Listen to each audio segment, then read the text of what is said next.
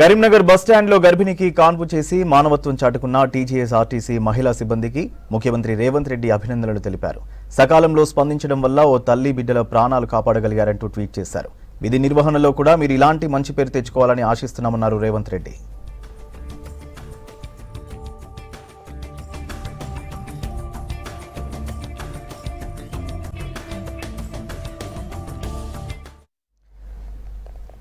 Karimnagar bus stand లో ఊరెళ్దామని వచ్చిన ఒడిశాకు చెందిన నిండు గర్భిణికి అప్పుడే పురిటి నొప్పులు వచ్చాయి.